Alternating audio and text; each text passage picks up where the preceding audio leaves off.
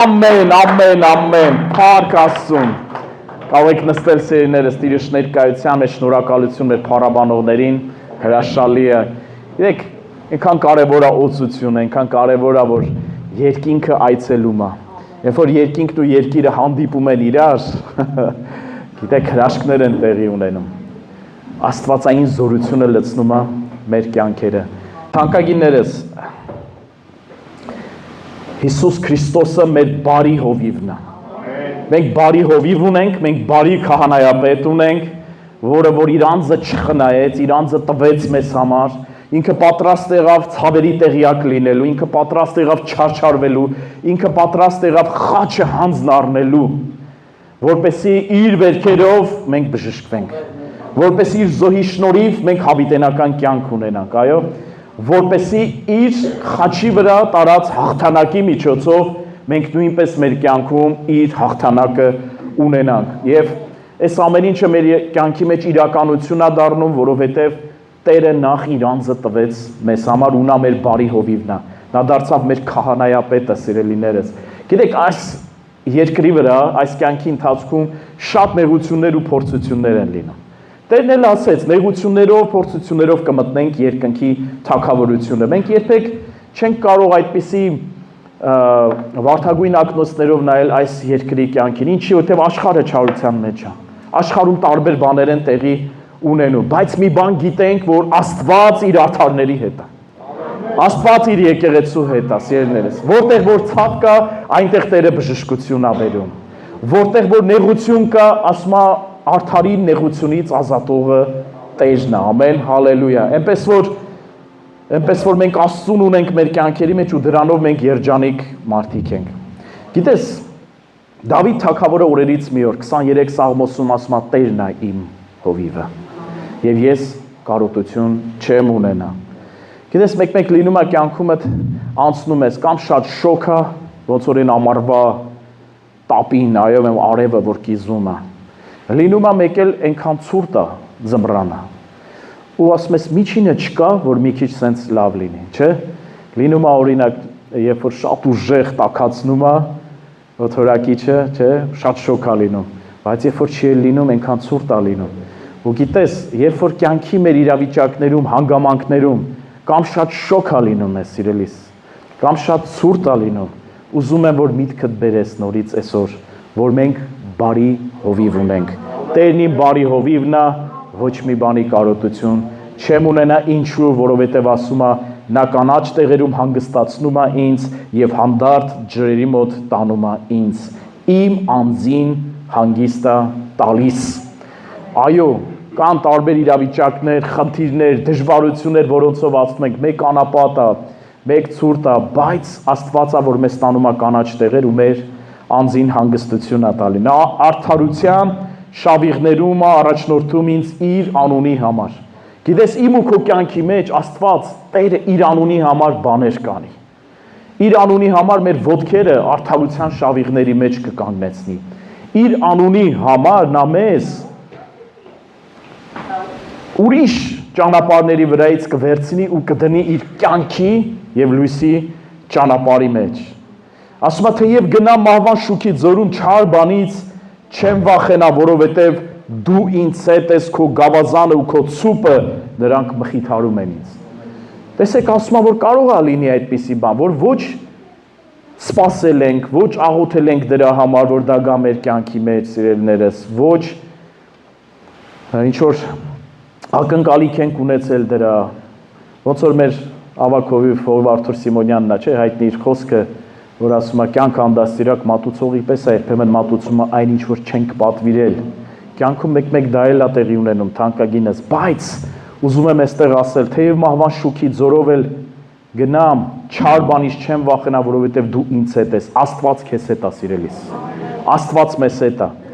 որովհետև դու ինձ հետ ես, քո գավազանը ու քո ցուպը դրանք մխիթարում են ինձ։ Աստծո գավազանն ու ցուպը դա իր իշխանությունն է, որ մեզ հետ է։ Դա իր ձեռքն է, պաշտպանիչ ձեռքն է, իր ապահովության ձեռքն է, որ իմ ու քո նեղության ժամանակ գալիս է ու սկսում է մեզ մխիթարել, ու սկսում է մեզ բարձրացնել, ու բարձրացնում ու ասում է չես կործանվի, չես կործանի, որովհետև իմ գավազանը քեզ հետ է, իմ իշխանությունը քո կյանքի վրա է։ Ես քեզ կառաջնորդեմ դեպի կանաչ տեղերը եւ քո անձին հանգիստ կտամ։ Ու շարունակություն ինձ այնքան դուր է գալի, ասում է դու իմ առաջին սեղան ես պատրաստում իմ թշնամիների դիմաց։ Դու իմ գլուխը օծում ես յուղով, իմ բաժակը խիստ լիքն է։ Գիտես, իմ առաջին սեղան ես պատրաստում իմ թշնամիների դիմաց։ Մենք պայքարներ ունենք այս կյանքում։ Մենք թշնամիներ ունենք։ Խոսքը ասում է, որ մարմինը եւ արյունը չի մեր թշնամին, մեր հակառակորդը։ Մենք գիտենք մեր թշնամինով է։ Մենք գիտենք ինչ ձևերով է ինքը մեր կյանքի մեջ բերում խնդիրներ, գողիաթներ, սարեր, այո, բայց այստեղ խոստմունք ունենք Տիրոջից։ Դավիթը դա վերապրել է, մենք էլ ենք վերապրել։ Ու դա մենք կարող ենք շարունակ մեր կյանքում վերապրել։ Ամեն ժամանակ, երբ որ մենք դրա կարիք ունենք, այստեղ ասում է դու իմ առաջ սեղան ես պատրաստում իմ թշնամիների դիմաց։ Սա ինչ է նշանակում։ Սա հաղթանակի մասին է խոսում, որ Տերը առավելություն է տալիս ինձ ու քեզ մեր թշնամու նկատմամբ։ Այո, թշնամիդ կնայի ու կհանդիմանվի, թշնամիդ կնայի խնդիրդ, գողիաթդ, սարդ կնայի ու ինքը ամոթահար կլինի, որովհետև Տերը իր դիմաց քո առջև սեղան կպատրաստի։ Սիրելիներս, եւ ասում է դու իմ գլուխը օծում ես յուղով։ Սուրբ Հոգու օծությունը, Սուրբ Հոգու յուղը, սիրելիներս, որը քանդում է ամեն տեսակի լուծ եւ կապանքներ, որը տալիս է մեզ զորություն մեր ընթացքը ապրելու եւ հաղթանակ ունենալու։ Իմ բաժակը խիստ լիքն է, հենց բարիք եւ ողորմություն կգան իմ հետևից իմ կյանքի բոլոր օրերում եւ Տիրոջ տանը կբնակվեմ շատ երկար ժամանակ։ Գիտես, Հիսուսը բարի հովիվն է։ Նա մեզ երկար կյանքի օրերով է կշտացնում, բայց նաև տալիս է բարիք եւ ողորմություն եւ այնքան լավ է, որ իր տան մեջ ենք լինում, որովհետեւ իր տան մեջ, իր ժողովրդի մեջ Աստված յուրահատուկ գործում է, սիրելիներս։ Աստված յուղով օծում է, Աստված սեղան է պատրաստում այդտեղ։ Աստված իր ողորմություններն է ցույց տալիս մեր նկատմամբ ու Տիրոջ տնից ավելի լավ տեղ չկա, սիրելիս։ Այն որ ասում է թամամ աշխարհ պտուտ եկա, ուզում ես ամբողջ աշխարհը պտույտ դուր։ Այն մարդկանց մտքերում որն է այն լավագույն տեղերը որ կա։ Բոլոր լավագույն տեղերով էլ որ գնաս, կտեսնես մի կարճ ժամանակ հետո ամեն բան ունայնություն է դառնում։ Սողոմոնը որ ասում էր ունայնություն ունայնության, այս երկրի վրա չկա տենց մի բան, որ դու սենց երազես, ուզենաս ու հասնես, իմ որոշ ժամանակ հետո դա ունայնության չվերածվի։ Բայց նրանք որ Տիրոջն են, նրանք որ Տիրոջ մեջ են, նրանք հավիտյան կմնան։ Նրանք նեղության մեջ էլ լինեն, Աստծո բարությունը եւ ողորմությունը կտեսնեն։ Արդարը 7 անգամ ընկնի, 7 անգամ ոտքի կկանգնի, սիրելիս, ամեն, հալելույա։ Եվ Տերը իմ ու քո առաջ սեղանա պատրաստում մեր թշնամիների դիմաց, ու ես ուզում եմ մարգարեական խոսամ այսօր քո կյանքի մեջ եւ ասեմ, թող քո սարը, որ քո դիմաց կանգնած է, ոնց որ Զորաբաբելի դեմ գրված է, ով սար դու ով ես, դու մի դաշտ ես, որ քո սարը դաշտի նման լինի քո առաջ, որ խոսած ու ասես հալելույա, փառք Տիրոջը, գողիաթ ով ես դու, ինչ ոնց որ Դավիթը ասեց, ոչ թե ես եմ գալիս, այլ Տիրոջ, իմ Տիրոջ անունով եմ գալիս քո դեմ, ով է այս անթլպատ փղշտացին։ Ամեն քո դեմ դուրս եկած գողիաթը, որ այդպես վայր ընկնի, ոչ թե մեջքի վրա, այսպես գլխի վրա դիմացով, գիտեք ինչի գողիաթը դիմացով ընկավ, Աստված հետևից ուղակի մի հատ sense բրթեց, որովհետև քարի հարվածից նա պիտի հետ ընկներ։ Տերը ցույց տվեց, որ Դավիթ ես ներկա էր այդտեղ։ Ամեն, հալելույա։ Երբ որ գողիաթներդ կընկնեն, չմտածես, որ դու շատ զորավոր ես։ Դու իմացի, որ Աստված քո միջոցով գործեց ու մի հատ sense բրթեց քո գողիաթին ընկավ։ Ամեն։ Երբ որ Տերը բրթում է մի բանի, չի կարա մնա գողիաթը։ Հալելույա։ Տերը բարի է, սիրելիս։ Այսօր ես ուզում եմ շարունակելով իմ խոսքը խոսել սերունդների մեջ Աստծո օրհնության մասին։ Աստված օրհնությունների Աստված է, բայց նաև Աստված սերունդների Աստված է։ Եվ այսօր ես ուզում եմ խոսամ, թե ոնց է Աստծո օրհնությունը գնում սերնդե սերունդ։ Գիտեք, որտեղ Աստված այնինչ որ սկսում է իմ ու քո կյանքում, նա ուզում է շարունակի հաջորդ մեր սերունդների մեջ, որդիների կյանքում, հետո որդիների որդկանց կյանքում, սիրելիներս, այո, որտեղ Աստված չի կանգնում մեր սերունդի վրա։ Մի բան, որ սկսում է, ուզում է շարունակական դա անել։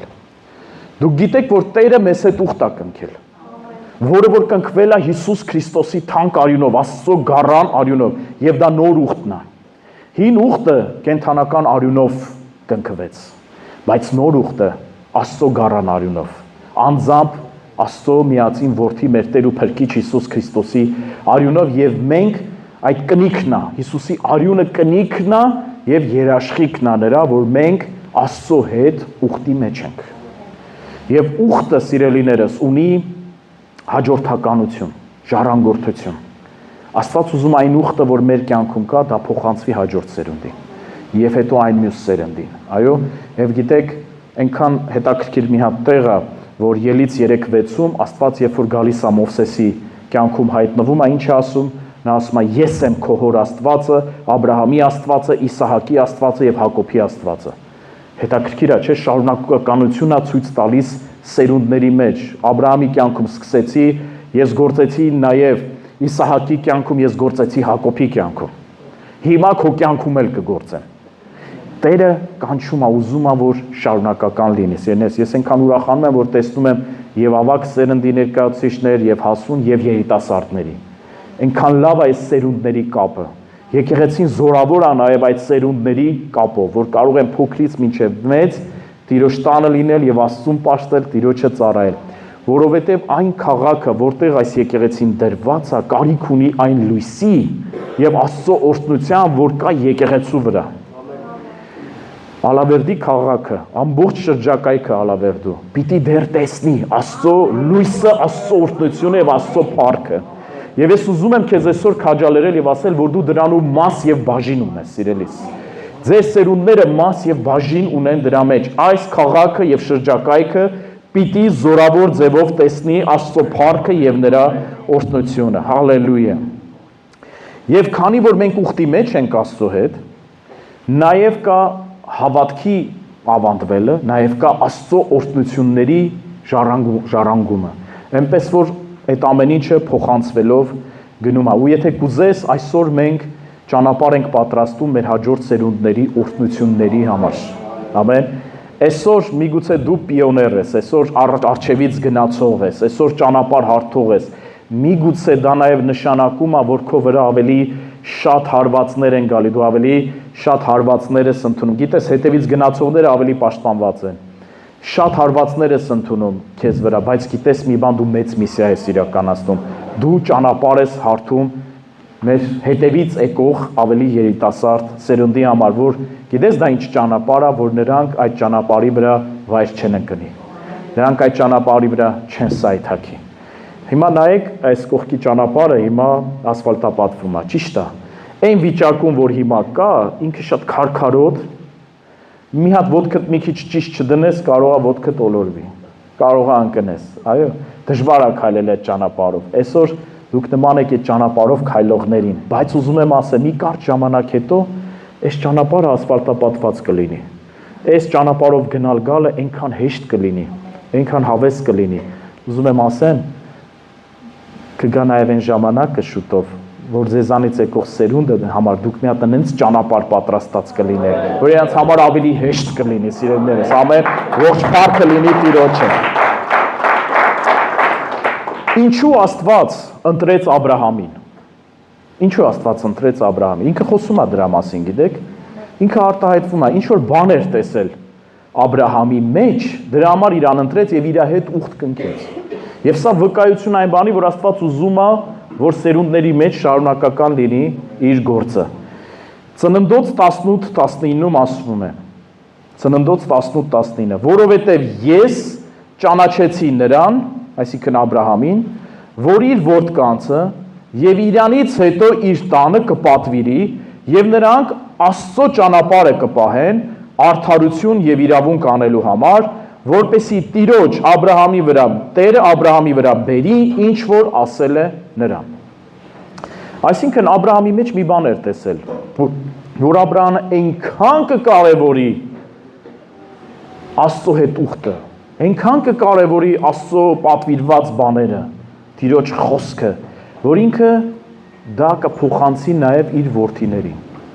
Եվ հետո իր որդիների որդկանցը, որ իր վրա կանգ չի առնի դա։ Ու Աստված շատ նախանձավոր է սերներս, որ այն օրհնությունը, որ մեր կյանքի մեջ, այն ուխտը, որ մեր կյանքի մեջ է Աստծո հետ, որ դա փոխանցվի եւ շարունակվի։ Հիմա ես ուզում եմ պատմական մի անձնավորության կյանքից վկայություն բերել, որպեսզի ցույց տա մեզ, որ Աստված չի ուզում սահմանափակված լինի եկեղեցու ազդեցությունը եւ շրջանակը, այլ Տերը ուզում է, որպեսզի արդարների տներից դուրս եկող շարավիղները նրանք ոչ միայն զորավոր լինեն Աստծո տան մեջ, այլ նաև նրանք զորավոր մարդիկ լինեն այս երկրի մեջ, այս քաղաքի մեջ, այս հասարակության մեջ։ Աստված ուզում է կպնի այս ժողովրդին, սիրելիներս, եւ ինքը ուզում է իր տան մեջ բուսնած այդ տնկիների միջոցով կպնի այս ժողովրդին։ Եվ տեսեք, թե ինչ կարող է տեղի ունենա։ Գիտեք, շատերը մեկ-մեկ մտածում են, ասում են, «Օ, անեցքը հանգարց գալիս է մարդու կյանքի մեջ»։ Ես ուզում եմ մի բան ասել։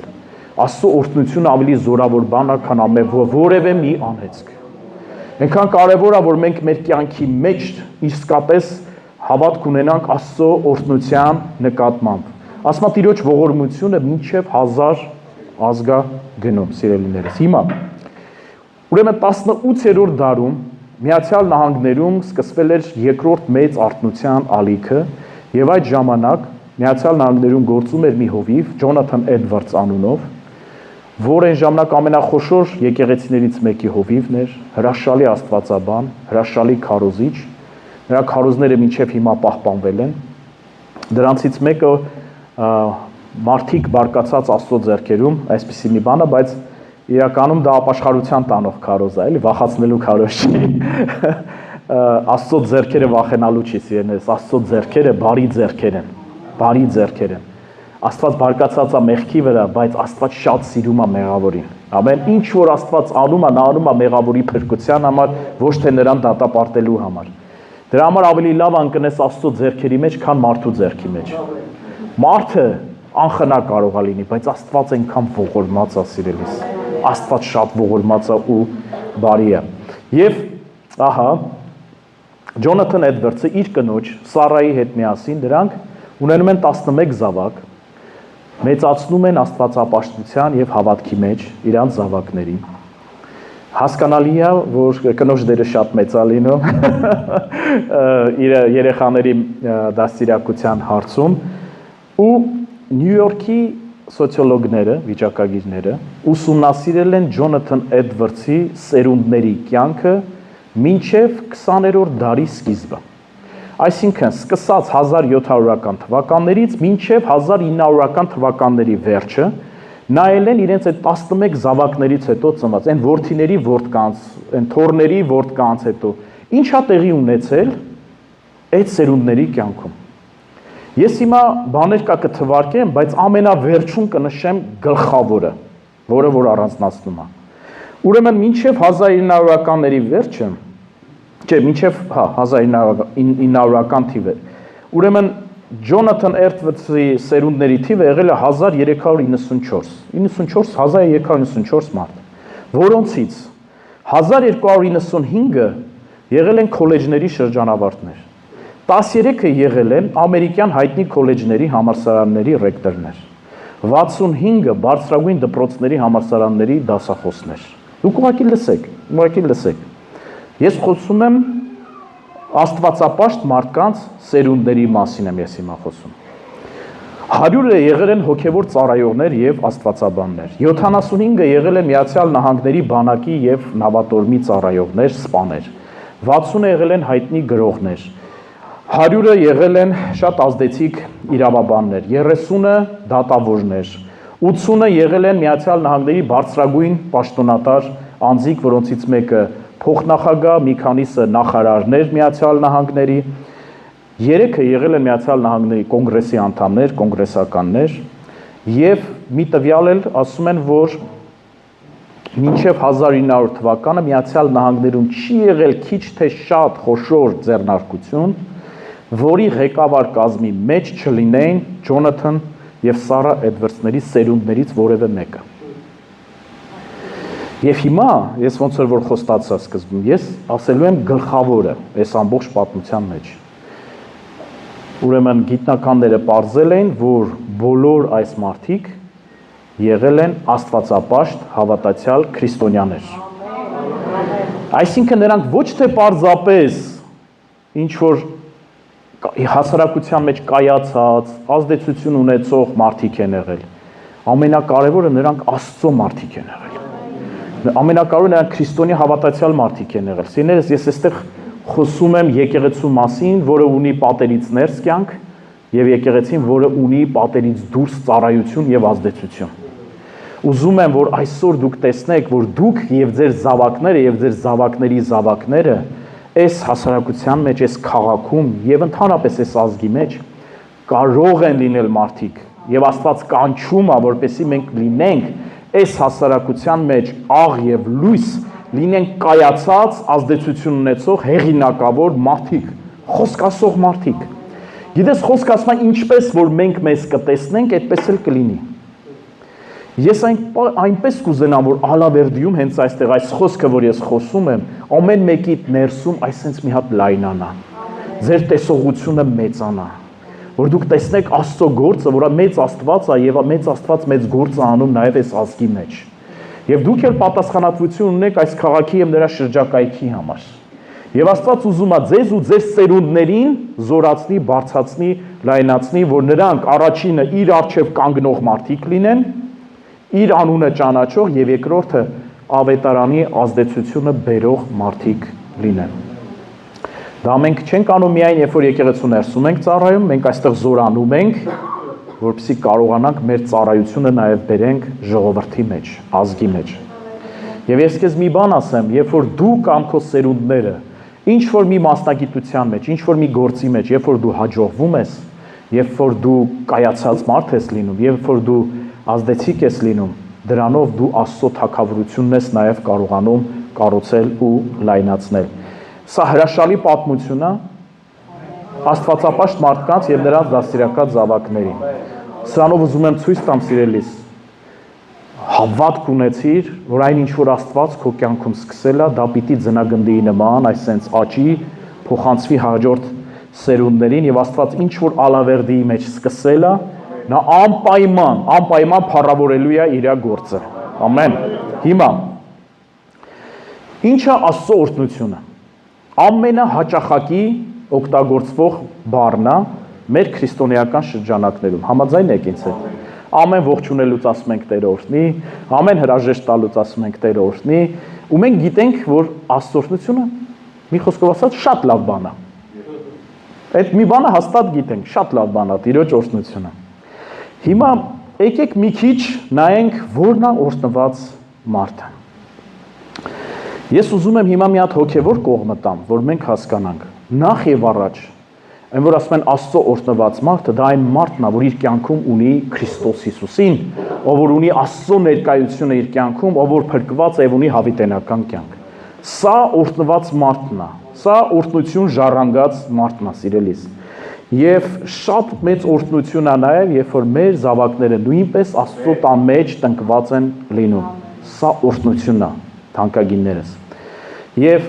սենց մի բան ասեմ, երբեմն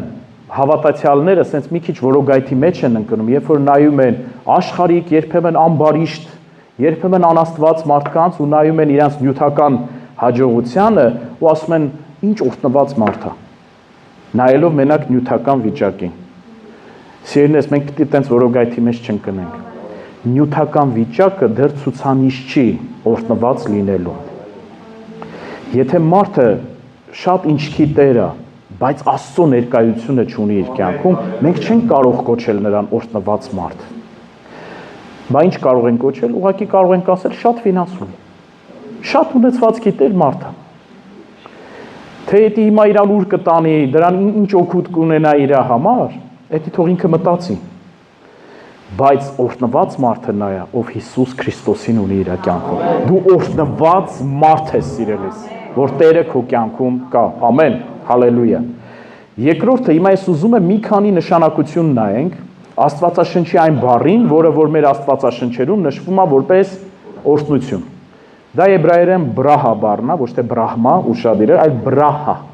բրահա, որ չշփոթենք ուրիշ բանի հետ։ Հիմա եբրայերենի այդ բրահա բառը, որ մեր Աստվածաշնչում թարգմանված է, մենք օգտագործում ենք օրհնություն, օրհնել։ Ինչ նշանակություններ ունի, ինչ դրսևորումներ ունի։ Գիտես, ես մտածում եմ լավ է, երբ որ մենք մի բան ասում ենք կամ մեր լեզվի վրա կամ մենք մի քիչ լայն պատկերացնենք։ Ինչ է դա իրանից ներկայացնում։ Առաջինը բրահա նշանակում է կրկնապատկում, շատացում, բազմացում, ընդարձակում, աճ։ Այսինքն, երբ որ խոսում ենք Տիրոջ օրհնության մասին, այս կոմպոնենտը բաղադրիչը անպայման կա։ Աճ կլինի, Տիրոջ օրհնությունը աճ է բերում, ընդարձակում է բերում, շատացում է բերում, բազմապատկում է բերում։ Երկրորդ նշանակությունը, ինչ է նշանակում օրհնություն։ Երկրորդ նշանակությունը օրհնության դա անպայման նշանակում է երջանկություն, երանություն, հաջողություն, պարգև։ Այսինքն Տիրոջ օրհնությունը հաջողեցնում է, Տիրոջ օրհնությունը երանելի է սարքում մարդուն եւ երջանկություն է բերում։ Հաջորդը, սիրելիներս, բրահա բառը նշանակում է օրհնություն, նշանակում է, երբ որ մարդու կյանքում գալիս է հարգանք, գալիս է հեղինակություն, ազդեցություն, հնարավորություններ։ Աստծո օրհնությունը բացում է մարդու կյանքում, այդպիսի սեզոն է գալիս, գիտես, ժամանակի ընթացքում Տիրոջ օրհնությունը, որ քո կյանքի վրա է, ինչ որ շրջանակում քեզ սկսում է հարգանք պատիվ շատացնել, քեզ սկսում է ավելի շատ հնարավորություն տալ, քեզ սկսում է դու հեղինակությունդ բարձրացնի, ուսերիդ վրա պատիվը բարձրացնի, սիրելիները, ժամանակի ընթացքում, տարիների մեջ դու կարող ես այս օրհնության արդյունքը տեսնել քո կյանքում, սիրելիներս, բայց դա հենց այնպես չի Աստված տալիս, հենց այնպես չի Աստծո օրհնությունը քեզ քո շրջապատում բարձրացնում, անուն տալիս, հեղինակություն տալիս։ Հիշում եք Աբրահամը ինչպիսի հեղինակություն ձեռք բերեց, չէ՞։ Երբ որ ինքը դուրս եկավ Ուր քաղաքից, այնպես չի, որ ինքը ազդեցիկ մեկն էր։ Բայց Աստված նրա հետ էր, ուխտուն էր եւ օրհնեց Աբրահամին։ Աստված եւ տենում ենք ժամանակի ընթացքում, վաու, շատացավ, մեծացավ, կողքից թագավորներ կային, հաղթանակ ունեցավ պատերազմում, իրան բերել էին, նվերներ էին ուզում տան իրան, իր սիրտը շարժելու համար եւ այլն եւ այլն։ Տեսնում եք հեղինակություն, ազդեցություն։ Մենք պետք է դա կարողանանք նույնպես ճիշտ գործածենք Աստծո թագավորության եւ ավետարանի համար։ Նույնը տեսնում ենք Իսահակի կյանքում, չէ՞։ Մեծացավ, մինչեւ ասма շատ մեծացավ։ Դա նույնպես ազդեցություն եւ հեղինակություն է։ Հաջորդ շատ կարևոր Աստծո օրհնության դրսևորումը դա թշնամու նկատմամբ առավելությունն է եւ հաղթանակն է։ Դա թշնամու նկատմամբ առավելությունն է եւ հաղթանակն է։ Ես ուզում եմ, որպեսզի մենք խոսքով դա տեսնենք, Ծննդոց գիրք 22-րդ գլուխ 17 խոսքը ասում է։ Աստված այստեղ դիմում է Աբրահամին եւ ասում է. «Քեզ օրհնելով կօրհնեմ եւ քո սերունդը երկնքի աստղերի եւ ծովեզերքում լինող ավազի պես շատացնելով կշատացնեմ»։ Տեսեք, որ ասում ենք օրհնությունը աճ, ընդարձակում, մեծացում է, չէ՞ բերում։ Այստեղ հիմա ես ուզում եմ դուք տեսնեք, Աստված ասում է օրհնելով կօրհնեմ քեզ եւ անպայման որպես հետևանք կգա աճ, շատացում, ընդարձակում եւ հետո ասում է եւ քո սերունդը իր թշնամիների դուռը կժառանգի։ Սա խոսում է թշնամու նկատմամբ առավելության եւ հաղթանակի մասին։ Աստված ասում է իմ ձեռքը քեզ հետ կլինի, կապ չունի ինչ թշնամի է դիմացդ կանգնած, կապ չունի ինչ սարա դիմացդ, ինչ գողիաթ է դիմացդ։ Ես, քանի որ օրհնել եմ քեզ, ես քեզ առավելություն կտամ քո սարի նկատմամբ։ Ես առավելություն կտամ քո գողիաթի նկատմամբ։ Ամեն ու այնքան կարևոր է այս հավատքը մեր ներսում լինի, որ Տիրոջ ձեռքը ինձ հետ է, Տերը օրհնել է ինձ, ես ուխտի մեջ եմ Աստծո հետ, կապ չունի ինչ սարա իմ դիմաց, Աստված օծում է իմ գլուխը եւ ինձ հաղթանակ է տալիս իմ թշնամու նկատմամբ։ Հալելույա։ Ինչպիսի հատկություն ունի Աստծո օրհնությունը։ Մի հատ գլխավոր հատկություն եմ ուզում նշել։ Աստծո օրհնությունը էգոիստական չի։ Աստծո օրհնությունը կիսվող է։ Եվ ուրեմն Աստվածաշնչի մեկնաբանության մեջ կա այսպիսի ուրեմն խորհրդապատկեր, նաև հրեականության մեջ այս խորհրդապատկերը կա, որ Աստծո օրհնությունը նման է մի ջրամբարի, որը լցվում է հոսող ջրերով եւ որտեղից առուներ են դուրս գալիս։ Սա որպես խորհրդապատկեր Աստծո օրհնության։ Այսինքն պատկերացնեք, չէ, Աստծո օրհնությունը պարզապես լիճ չի, որը ճահճանում է։ Դա մի հատ,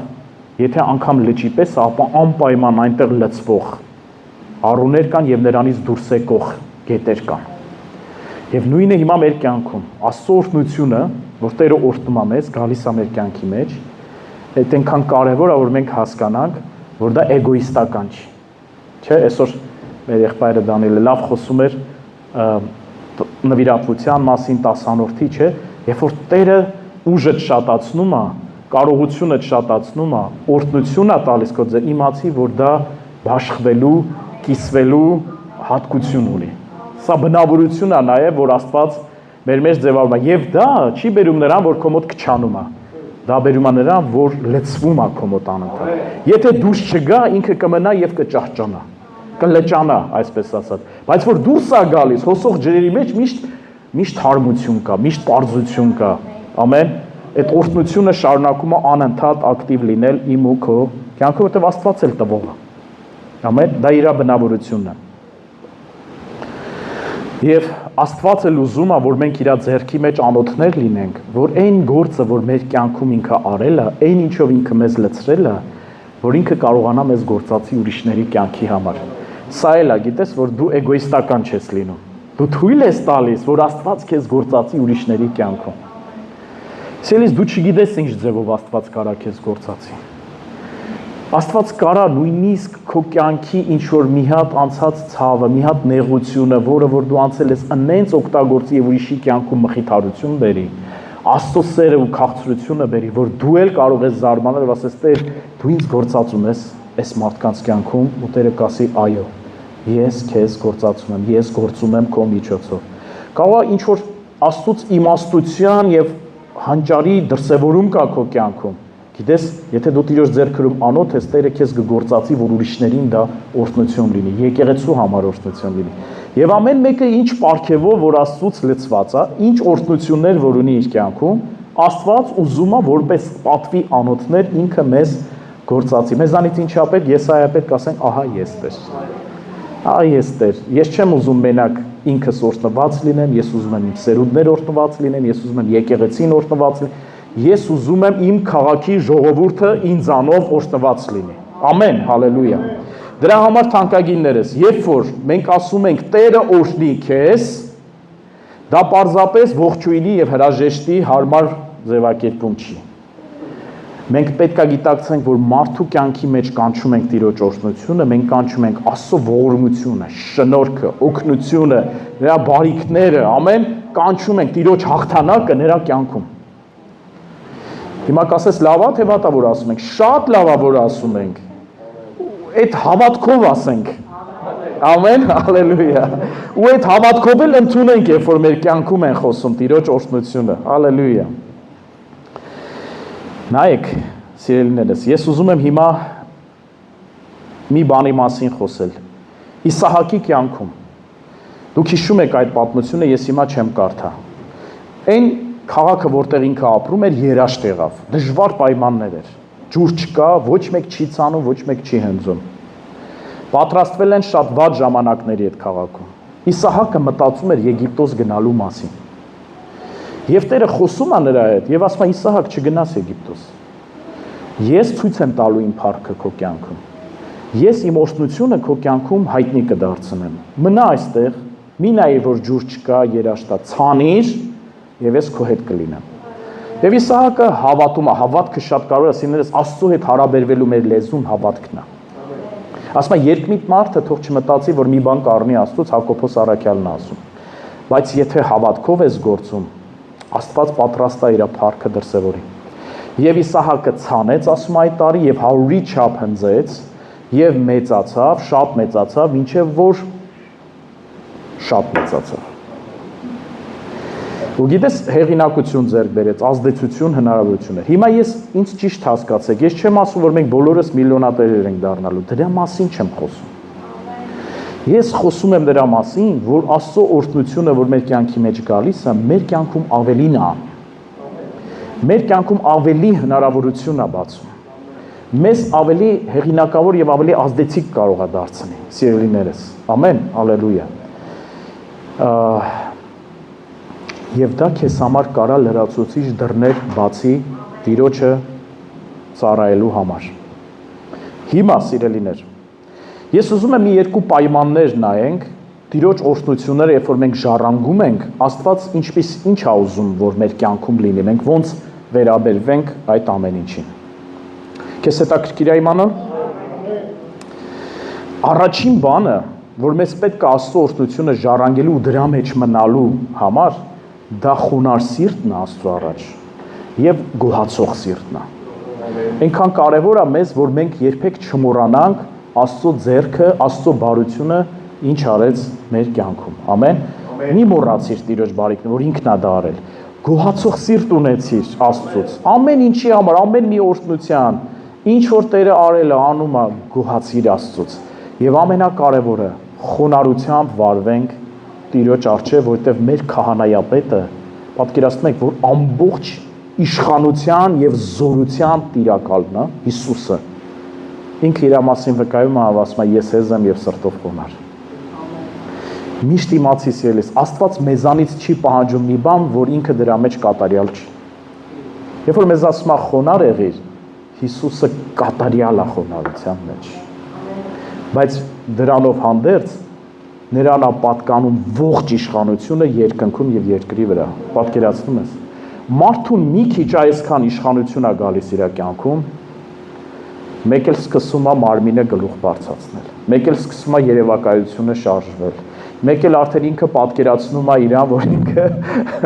Տեր ու տիրակալ է, հասկանում եք։ Նկատել եք, չէ՞, ամեն մեկս էլ մեր կյանքում ինչ որ բան հաղթահարել ենք, մենք էլ։ Մեր շուրջն էլ ենք տեսել ինչ որ օրինակներ, ասել ենք այսպես չարժի լինել։ Գիտես, ինչքան մեր կյանքում իշխանություն ավելանա, ինչքան զորություն ավելանա, ինչքան կարողություն ավելանա, այդքան մենք պետք է մեր անձը Աստծո առջև խոնարհացնենք։ Եվ սա Տիրոջ օրհնությունների մեջ մնալու շատ կարևոր պայման է, սիրելիներս։ Ամեն։ Եվ դրա գլխավոր բաներից տեղը, որ ուզում եմ բերել, դա Առակաց 22-ի 4-րդ խոսքն է, որ ասում է. խոնարհության եւ Տիրոջ երկյուղի վարձքն է հարստություն եւ պատիվ եւ կյանք։ Տեսեք, պատիվ, երբ որ ասում են պատիվ, դա նշանակում է նաեւ ազդեցություն։ Այն մարդուն, որ պատվում հարգում են, նաեւ նրանից ընդունում են իր հեղինակությունը, ճիշտ է թե ոչ։ Այդպես ասում է, եթե Աստծո առաջ խոնարհ լինես, Տերը պատիվ, ազդեցություն, հեղինակություն կբերի։ Նաեւ կարողությունդ կշատացնի, թանկագինս, ամեն, հնարավորություններդ կմեծացնի։ Ժամանակի մեջ մենք պետք է վերապրենք սա մեր կյանքում։ Ու մի բան ասեմ, Աստծո օրհնությունը ունի աճող զորություն մեր կյանքում։ Թարապես նայեք ոնց է խոսում ավետարանը, ասում է փառքից փառք, զորությունից զորություն, օրհնությունից օրհնություն, շնորհքից շնորհք։ Այսինքն ցույց է տալիս աճ, որ մի բան, որ քո կյանքում սկսվել է, իր գործողությունը քեզ տարիների մեջ կբարձրացնի։ Ուզում եմ հիշացնել Հով Արտուրի քարոզից մի հատ միտք նույնպես, որ իմ կյանքի վրա շատ լավ ազդել է, ու ինքը գիտես ընդ բալանսի է բերում ես։ Ասում է Աստծո գործը քո կյանքում մի չափիր օրերով կամ մեկ տարով։ Աստծո գործը քո կյանքում տես տարիների մեջ։ Որովհետև կարող է մի հատ մի բանով ես անցնում քո կյանքում, սենց նայես ու կարող անկճվես, կարող է թևաթափ լինես դրանից, բայց երբ որ դու համբերություն ունենաս ու անցնես ու տեսնես Տիրոջ գործը տարիների մեջ, այս կետում ինչպես էր, այն որ Դավիթ ասում է, հա Տեր դու ինձ գտար ոչխարների փարախից, չէ՞, բայց բարձրացրեց բոլոր անկումներով, վերելքներով, Տերը տեսեք Դավիթին օծեց, բարձրացրեց, աճեց դա իր կյանքում, բայց ինքը նաև խոնարհ մարդ էր Տիրոջ առջև։ Դրա համար սիրելիս ուզում եմ ասեմ քո կյանքում էլ որ ինչ որ սեզոնով ես անցնում, այդ սեզոնով հələ մի չափիր։ Այդ սեզոնից հետո գարուն կա։ Ամառից, այս շոքից եւ ձմռան ցուրտից բացի Աստված գարուն ունի քո կյանքի համար եւ ես ուզում եմ մարգարեական խոսամ Ալավերդու եկեղեցու վրա Տերը գարուն ունի ձեզ համար այս եկեղեցին ծաղկելու է այս եկեղեցին պտուղներ է դեռ շատ տալու հալելույա ու դու որ մասնիկն ես այս եկեղեցու այդ օծությունը նաեւ քո կյանքի վրա է գալիս դու կծաղկես սիրելիս քո կյանքում գարուն է գալիս ամեն հալելույա փառք Աստծուն ես ուզում եմ նաեւ Եվս մի կարևոր պայմանի մասին խոսալ, դա հավատքի մեջ հնազանդությունն է։ Ոչ թե պարզապես հավատքը, հիմա ես ուզում եմ ուշադիր լինես։ Ես երկու բառ եմ այստեղ օգտագործում։ Հավատքի հնազանդություն։ Որովհետև կան բաներ, որ Աստված մեր կյանքում խոսում է, եւ Տերը սպասում է, որ մենք ոչ միայն կասենք Տեր հավատում եմ քո խոսքին, հավատում եմ քո խոստմունքին, այլ հնազանդություն կանենք եւ քայլ կանենք, շարժվենք դրա ուղղությամբ։ Դա քայլն է, որը ցույց է տալիս մեր հավատքը Աստծո մարգարեական խոստմունքի, Աստծո մարգարեական խոսքի նկատմամբ։ Եթե հավատում ես, դու ուրեմն քայլ կանես այդ ուղղությամբ։ Եթե պարզապես մտքիդ մեջ է, լավ բան է, բայց մտքիդ մեջ է, լրիվ пассив վիճակ, ոչ մի բան չես անի այդ ուղղությամբ։ Բայց Աստված ուզում է, գիտես, ոնց որ տապանակը պետք է անցկացնեին, չէ, հորդանանով պիտի անցնեին։ Ասաց, երբ որ ոտներդ կդնեք հորդանանի մեջ, գետը կկանգնի, ջրերը կբաժանվեն։ Երբ որ գետը հոսում է, դժվար է հասկանում ես հնազանդվել այդ հրամանին, ոտքը դնել այնտեղ։ Որովհետև այդ ջրերը որ գնում են, քեզ ասում են ոտը դնես քշելու ենք տանենք քեզ։ Տապանակը քշելու ենք տանենք։ Բայց մենակ մի բան Աստծո մարգարեական պատվերը, որ ականջներիդ մեջ հնչում է ու քեզ քաջություն է տալիս, որպեսզի դու առաջին քայլը անես։ Եվ ինչ արեցին տապանակը տանողները, ոտքները դրեցին Հորդանան մեջ, ինչքան էլ որ հորդ հոսում էր, եւ բաժանվեցին ջրերը։ Ճանապարհ բացվեց եւ իրանք անցան։ Այստեղ ոչ թե պարզապես հավատքն էր, այստեղ հավատքի հնազանդությունն էր, որ գետը բացեց նրանց առաջ։ Հիմա ես ուզում եմ սիրելիս հենց քո կյանքի համար եւ այս եկեղեցու համար դուք նկատում եք այստեղ կա մարգարեական հոգի։ Ես խոսում եմ Տիրոջ օրհնությունների մասին, բայց ես խոսում եմ մարգարեական հոգով այդ ամեն ինչը։ Ամեն, հալելույա։ Սա վերաբերվում է եւ եկեղեցուն Ալավերդու, սա վերաբերվում է ամեն մեկիդ, որ լսում եք եւ այս խոսքերը ձեր ականջներում հնչում է, թանկագինս։ Թող հոգուտ մեջ ներսում սարձագանքի եւ արմատ գցի։ Հալելույա։ Հիմա եկեք բացենք Եսայա 54-րդ գլուխ, սա շատ կարևոր հատված է, որի վրա հիմա մի փոքր մենք պիտի կենտրոնանանք։ Եսայա 54-րդ գլուխ։ Ուրեմն այստեղ Աստված դիմում է ամուլ կնոջը, ով է ամուլ կինը։ Այն կինն է, որը չի կարողանում երեխա ունենալ։ Եվ դուք գիտեք ընդհանրապես եւ հին ժամանակներում, մեր ժամանակներում էլ իհարկե օրհնություն է, որ կինը երեխա է ունենում, դա ուրախություն է բերում այդ ընտանիքի մեջ, հա, ընտանիքը շատանում է, աճ է, բայց երբ որ երեխան ուշանում է, միշտ ոնց որ sense տրտմություն լինի, ինչ որ դեռ չիրականացած ոնց որ հույսը լինի, այո, որը sense մի քիչ նեղացնում է մարդուն։ Հիմա պատկերացրեք, Աստված դիմում է այստեղ կնոջ եւ ասում է ով ամուլ, որ չէր ծնում, ու դու պատկերացնում ես արդեն քո կյանքը առանց երեխայի։ Հիմա երբ որ ես խոսում եմ այս հատվածը, ասելիս կարող է ինչ որ մեկին ֆիզիկապես վերաբերվի, բայց խնդրում եմ հոգու աչքերով նայեք, սա հոգում նոր ծնվող բանին է վերաբերվում։ Նաեւ խնդրում եմ քո կյանքում մի հատ նոր ծնվող բանի կարող է վերաբերվի, ուշադիր եղիր, փորձիր հիմա այս ամեն ինչը նաեւ ընկալել հոգու հավատքի աչքերով։ Եվ դիմում է եւ ասում է լայնացրու քո վրանի տեղը եւ թող քո բնակարանի վարակույրները տարածվեն, մի խնայիր երկարացրու չվաններդ եւ ցցերդ պնդացրու, որովհետեւ դու պիտի աճ ու ձախ տարածվես եւ քո սերունդը պիտի ժառանգի ազգերին եւ ավերակացած քաղաքները շենացնելու են։ Սա մարգարեական ուղերձ է, սիրելիներս, որ մի նայիր ներկա իրավիճակիդ։ Դու միգուցե հարմարվել ես քո վրանը, որ ասում, այդ ժամանակ գիտեք վրանային ձևով էր բնակարանները։ Ես հիմա մենք նոր բնակարանները ասենց քարե շենքերում ենք պատկերացնում։ Այն ժամանակ վրանը բնակարան էր։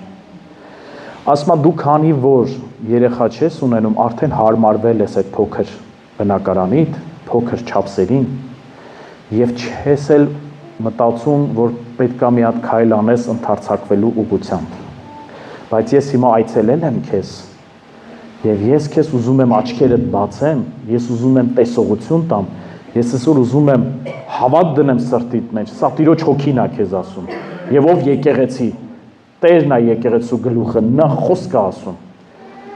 Միգուցե լավ հարմարվել եք այս չափսերին, այս չափսը, այս շենքն է լավ բավականացնում է, բայց ուզում եմ ասեմ գալիս է ժամանակ,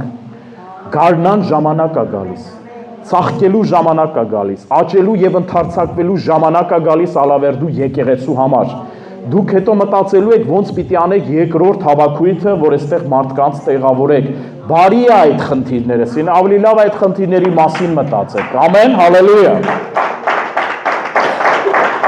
Հիմա եկեք մի քիչ պատկերացնենք։ Պատկերացրեք մի ընտանիք, որ մեկ սենյականոց բնակարանում են բնակվում, եւ նրանք զավակներ չունեն, եւ մտածում են չեն էլ ունենալու։ Եվ իրանք չունեն արդեն էլ երազանք, մեծ տուն ունենալ, մտածում են, ասում են, դե էլ ինչին է պետք մեծ տուն, այս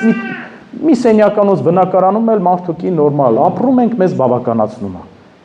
Բայց հիմա պատկերացրեք բազմազավակ ընտանիք։ Ու պատկերացրեք, որ նրանք նույնպես ապրում են մեկ սենյականոց բնակարանում։ Այդ ընտանիքի հայրը, մայրը ամեն Աստծո օր արթնանալուց եւ քնելուց երազում են երբ իրանց բնակարանը մեծանալու, ավելի շատ սենյակներ լինելու, որ ամեն մեկն էլ իր տեղը, իր անկյունը ունենա այդ տանը։ Բնական է, չէ՞ սա։ Հիմա Տերը դիմում է այս կնոջը եւ ասում է. մի նայր քո ներկա վիճակին, երեխաներդ շատացնելու եմ։ Ով եկեղեցի, գարուն է գալու, ծնունդներ են լինելու, սիրելիս, հոգեզավակներ են շատանալու այստեղ, լայնանալույա, վրաններդ երկարացրու, չվաններդ խփիր, հալելույա, հավատքով նայիր ապագային եւ քայլդ արա, եւ Տերը ընդարձակում կտա։ Ու գիտես, ասում է, միգուցե դու նայում ես քո ներկա, բայց եթե նայես հիմա մարգարեական ուղերձի աչքերով, ապա դու կհասկանաս, որ տեղդ փոքր է, պիտի մեծանաս եւ լայնանաս, հալելույա։ Ու թող ես հոգին գա, սիրելիներս, ամեն մեկիս վրա, որ հավատքով վերցնենք, թե քո անձնական կյանքի համար,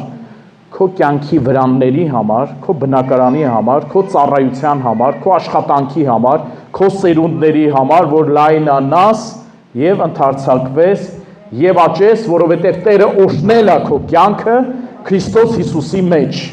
Ամեն։ Ես հիմա ուզում եմ խոսել մի աստվածաշնչյան հերոսի մասին, նրա անունն էր Գաբես։ Երբ որ առաջին մնացորդած 4-րդ գլուխը մենք կարդում ենք, մեզ թվում է շատ անհետաքրքիր մի գլուխ է։ Որոնք են այդ անհետաքրքիր գլուխները Աստվածաշնչում, որ թվոցի մեջ, մնացորդացի մեջ, մեկ էլ տեսնում ես կամ ինչ որ բաների քանակներ է նշում Աստված, կամ սերնդաբանություն է նշում դժվար անուններով։ Ու սենց մտածում ես մեկ-մեկ, բայց սա ինձ ինչ է տալիս, որ ես կարդում եմ, այս մեկը ուներ այսքան երեխա, սրա անունը նա էր, մյուսի անունը այն էր եւ այլն։ Ոչ մի բան պատահական գրված չի Աստվածաշնչում, սիրելիներս։ Ոչ մի բան։ Եվ ահա առաջին մնացորդած 4-րդ գլխում, երբ որ թվարկվում է սերնդաբանություններ, ընտանիքներ, տոհմեր,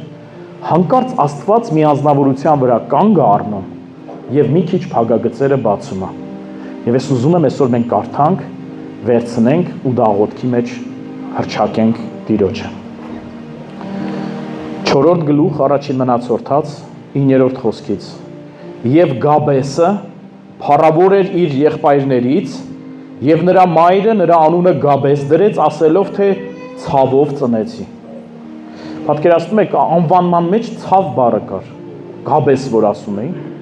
եւ մի տեսակ Երբ որ դու կարդում ես նրա աղոթքը, որ հիմա մենք կկարդանք, դու հասկանում ես, որ ինքը իր կյանքում իսկապես ինչ-որ ցավ ուներ։ Իսկապես ինչ-որ չբավարարվածություն կար։ Իսկապես չէր զգում, չուներ այդ ներսի բավականությունը։ Գիտեր, մի բան իր կյանքում պակաս է, մի բան այն չի։ Ես ձեզ ասեմ, ի սկզբանե ինքը եղբայրների մեջ փառավոր չէր։ Մենք հեսա կկարդանք եւ կհասկանանք։ Ես ուզում եմ ցույց տամ Աստծո օրհնության, ներգործության արդյունքը, պտուղը մեր կյանքում։ Եվ Գաբեսը փառավոր էր իր եղբայրներից եւ նրա մայրը նրա անունը Գաբես դրեց, ասելով թե ցավով ծնեցի, եւ Գաբեսը կանչեց Իսրայելի Աստծուն։ Կարիքը կա, չէ՞ որ կանչում ենք։ Կարիքը կա, որ կանչում ենք Իսրայելի Աստծուն։ Ամենակարևորը, որ մենք միշտ հիշենք հասցեն։ Միշտ հիշենք հասցեն, ում պիտի կանչենք մեր կյանքում, երբ որ մի բան այն չի, երբ որ մի բանի պակասություն ունենք։ Միգուցե խաղաղությունն է պակասել, միգուցե հնարավորություններն են մեր պակասել։ Ու Գաբեսը կանչեց Իսրայելի Աստծուն եւ ասեց. «Օ եթե ինձ օրհնեիր եւ իմ սահմանը մեծացնեիր եւ ձեռքդ ինձ հետ լիներ եւ ինձ չարից ազատեիր, որ ինձ տրտմություն չլիներ»։ Եվ Աստված բերեց նրա վրա նրա խնդրածը։ Գիտես կան բաներ, որ Աստծո ականջը լսում է այդ աղոթքին։ Ինքը կարիք ուներ, ինքը հասկանում էր, որ կարիք ունի, որ Աստծո օրհնությունը